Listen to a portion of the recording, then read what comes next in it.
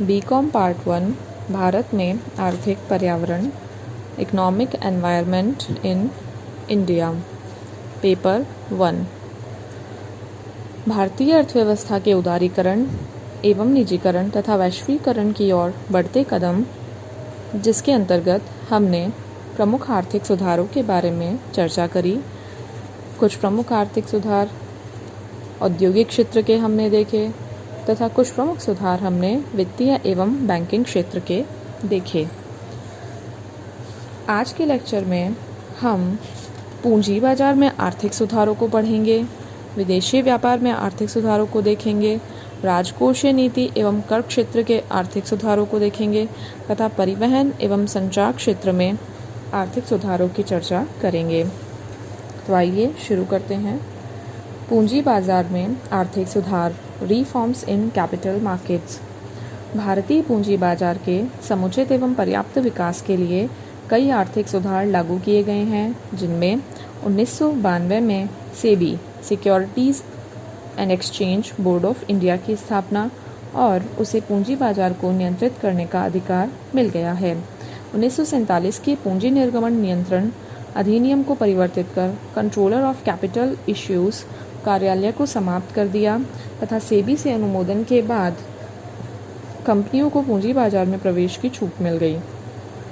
सेबी के साथ पंजीकरण कराने पर विदेशी संस्थागत निवेशकों को भारतीय पूंजी बाजार में निवेश की छूट दी गई। परिणाम स्वरूप दिसंबर 1995 तक 337 विदेशी संस्थागत निवेशों, फॉरेन इंस्टीट्यूशनल इन्वेस्टर्स जिन्हें FIIs भी कहते हैं, का पंजीकरण हुआ। भारतीय कंपनियों को यूरो इक्विटी अंशों के माध्यम से अंतर्राष्ट्रीय पूंजी बाजारों में प्रवेश की छूट मिल गई। इसी प्रकार 1992 से 2010-11 तक प्राथमिक पूंजी बाजार तथा सेकेंडरी पूंजी बाजार में भी कई सुधार लागू किए गए।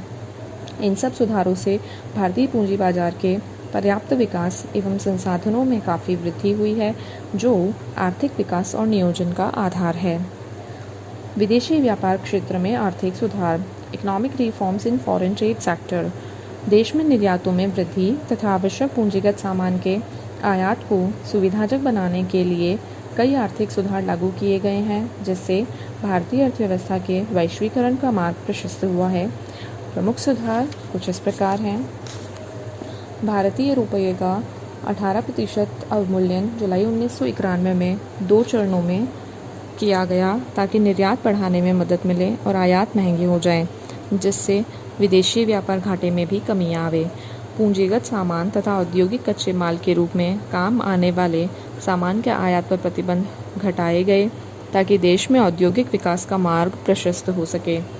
व्यापार खाते में रुपये की एकीकृत विनिमय दर प्रणाली 1993-94 में लागू की गई ताकि हवाला बाजार में विदेशी विनिमय पर प्रीमियम घटे और निर्यात बढ़े। 1994-95 में इसे चालू खाते में भी लागू कर दिया गया, जिससे यात्रा, शिक्षा एवं दवाओं आदि के क्षेत्र में प्रतिबंध घटे। आयात शुल्कों में निरंतर कटौती ताकि पूंजीगत सामान एवं औद्योगिक कच्चे माल के सस्ते आयात से उनकी लागत में कमी एवं भारतीय निर्यातों की प्रतिस्पर्धात्मक शक्ति में वृद्धि हो। 2007-08 के बजट में सीमा शुल्क घटाकर 10% तक कर दिया था। निर्यात नियंत्रणों में काफ़ी उदारता के अंतर्गत ऋणात्मक सूची की मदों के अतिरिक्त सभी प्रकार की वस्तुओं एवं उत्पादों के निर्यात को छूट दी है। इससे निर्यातों में वृद्धि तथा निर्यात उद्योगों को बढ़ावा मिला है। फेरा के स्थान पर FEMA, foreign exchange regulatory act के स्थान पर फॉरेन एक्सचेंज मैनेजमेंट एक्ट बनाया गया, जिससे विदेशी विनिमय बाजार में उदारता प्रदान की गई। भारतीय उद्यमियों को ADR और GDR, अमेरिकन डिपॉजिटरी रिसीट और ग्लोबल डिपॉजिटरी रिसीट बाजारों से साधन जुटाने की अधिक स्वतंत्रता दी है। स्वतंत्र व्यापार क्षेत्र देश के कस्टम क्षेत्र से बाहर माने जाएंगे। आयातों पर मात्रात्मक प्रतिबंधों में छूट और सेवाओं के निर्यात को बढ़ाने के लिए निर्यात आयात नीति एक्जिम पॉलिसी में विशेष व्यवस्था की है। निर्यातों पर भी मात्रात्मक प्रतिबंधों की समाप्ति। भारत सरकार ने अपनी पंचवर्षीय निर्यात आयात नीतियों 2004 से 9, 2009 से 14 तथा 2015 से 20 में कुछ एक संवेदनशील उत्पादों को छोड़कर शेष पर मात्रात्मक प्रतिबंध समाप्त कर दिए हैं। पर्यटन के क्षेत्र में 100% विदेशी निवेश की छूट दी गई है। राजकोषीय नीति एवं कर क्षेत्र में सुधार, reforms in fiscal policy and tax sector. कर सुधारों के लागू करने से भारत में औद्योगिक निवेशों को प्रोत्साहन, बचतों की प्रेरणा, कर राजस्व में वृद्धि एवं राजकोषीय घाटे में कमी संभव हुई है। इस क्षेत्र के प्रमुख सुधार अग्र प्रकार हैं।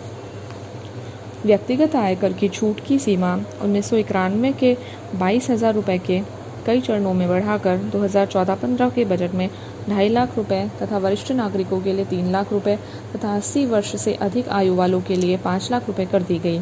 आयकर की अधिकतम सीमांत दर भी 56% से घटाकर 30% कर दी। इससे करों की राशि में काफ़ी वृद्धि हुई है। 2015-16 तथा 16-17 के बजट में यही छूट जारी थी।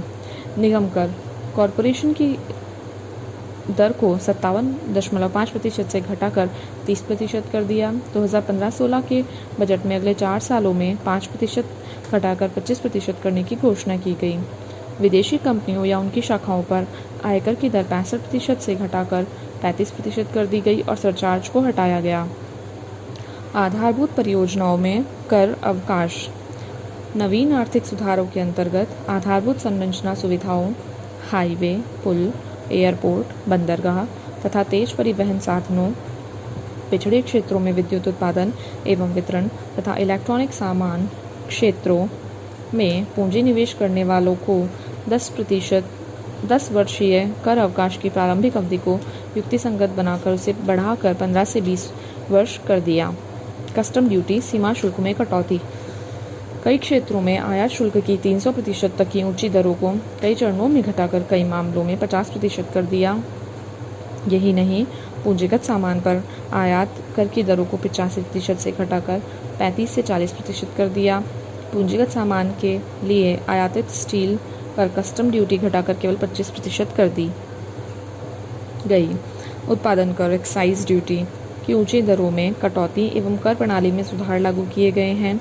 करों में मॉडरेट प्रणाली का विस्तार किया गया है तथा अंततः उसे जीएसटी में बदलने का बिल लोकसभा में प्रस्तुत किया गया। लाभांश पर शेयरधारकों का कर समाप्त कर दिया, किंतु 2002-03 के बजट में फिर लाभांश कर प्राप्तकर्ता के हाथों में कर योग्य हो गया। पुनः 2003-04 में समाप्त किया गया। काले धन को बाहर निकालने के लिए स्वैच्छिक घोषणा पर केवल 30% कर की व्यवस्था की गई। कई मदों के निर्यात से प्राप्त लाभ को कर मुक्त कर दिया गया। सेवा क्षेत्र पर भी उत्पादन शुल्क लागू कर कर क्षेत्र का विस्तार किया गया। बिक्री कर की समान न्यूनतम दरें सभी राज्यों एवं केंद्र शासित प्रदेशों में 1 अप्रैल 2005 से 21 राज्यों में वैट लागू कर दिया है। 2016-17 में वस्तु एवं सेवा कर लागू करने का लक्ष्य रखा गया, जिसे 1 जुलाई 2017 से जीएसटी संपूर्ण देश में लागू कर दिया गया। उच्चतम संरक्षणात्मक कस्टम ड्यूटी को 45% से घटाकर 30% कर दिया गया। कर आधार विस्तार हेतु 6 में से कोई एक 1/6 को पहले सभी शहरों में लागू कर दिया गया था, अब समाप्त कर दिया है। कृषि प्रसंस्करण को बढ़ावा देने हेतु कर छुट्टी, टैक्स हॉलिडे का लाभ दिया गया। निर्यात एंटरटेनमेंट उद्योग को भी ATHHC का लाभ दिया गया। मंदी से निपटने के लिए सैनवेट की दर को 14% से घटाकर 10% कर दिया गया। सर्विस टैक्स का दायरा बढ़ा दिया है। 2012-13 के बजट में 17 सेवाओं को छोड़ शेष सभी सेवाओं को सेवा कर के दायरे में लाया गया। 2015-16 के बजट में सभी सेवाओं को सेवा कर के दायरे में ले लिया गया। 15-16 के बजट में संपत्ति कर को समाप्त कर दिया गया। इस प्रकार कर प्रणाली को पर्याप्त लोचदार एवं युक्तिसंगत बनाकर देश में उत्पादन, रोजगार एवं निवेशों में वृद्धि के साथ साथ पूंजीगत सामान के आयातों को सुविधाजनक बनाना तथा निर्यातों में वृद्धि करने का रहा है। परिवहन एवं संचार क्षेत्र में आर्थिक सुधार, economic reforms in transport and communication sector. इस क्षेत्र में भी आर्थिक सुधारों का बोलबाला बढ़ा है। दूर संचार सेवाओं को निजी क्षेत्र के लिए खोल दिया है और मूल्यवर्धित सेवाएं, वैल्यू एडेड सर्विसेज निजी क्षेत्र में देने के साथ साथ उनमें 51% भागीदारी की भी अनुमति दे दी है। सड़क परिवहन क्षेत्र में भी सभी राज्यों में पथ कर की समाप्ति तथा कई राज्यों में चुंगी समापन निजी क्षेत्र की फर्मों के हाईवे क्षेत्र में प्रवेश के लिए MRTP प्रावधानों में छूट दे दी गई है तथा उन्हें नेशनल हाईवे, पुलों एवं टनलों पर फीस तथा शुल्क वसूल करने का अधिकार देने की व्यवस्था है। रोड क्षेत्र को उद्योग घोषित कर दिया है ताकि बॉन्ड जारी कर तथा सस्ती दरों पर ऋण सुविधा से इस क्षेत्र के विकास में मदद मिले। इस प्रकार के आर्थिक सुधार जहाजरानी क्षेत्र में भी किए गए हैं। उन्हें जहाज़ों एवं टैंकरों के खरीद बिक्री की खुली छूट दी गई है। इन सब सुधारों से परिवहन एवं संचार क्षेत्र में पूंजी निवेशों में वृद्धि का मार्ग प्रशस्त हुआ है तथा परिवहन एवं संचार सेवाओं के तीव्र विकास में मदद मिलेगी। आधारभूत परियोजनाओं के कर अवकाश की अवधि 10 वर्ष से बढ़ाकर 15 से 20 वर्ष तक कर दी है। लंबी अवधि के लिए रूट लीजिंग के द्वारा एयरपोर्ट्स का पुनर्निर्माण तथा रेल कैटरिंग हेतु इंडियन रेलवे कैटरिंग एवं टूरिज्म निगम की स्थापना की गई है।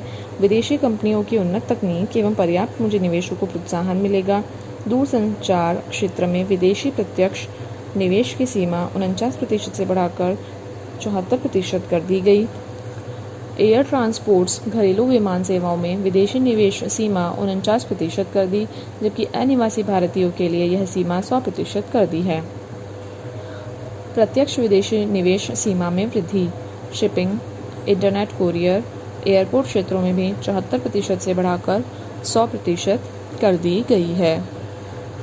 तो हमने आज के लेक्चर्स में देखा कि किस प्रकार पूंजी बाजार में आर्थिक सुधार लागू किए गए, किस प्रकार परिवहन एवं संचार क्षेत्र में सुधार लागू किए गए, राजकोषीय नीति एवं कर क्षेत्र में सुधार किए गए तथा विदेशी व्यापार क्षेत्र में आर्थिक सुधारों को बढ़ावा दिया गया, जिससे अर्थव्यवस्था में तेजी आई है और विकास का मार्ग प्रशस्त हुआ है।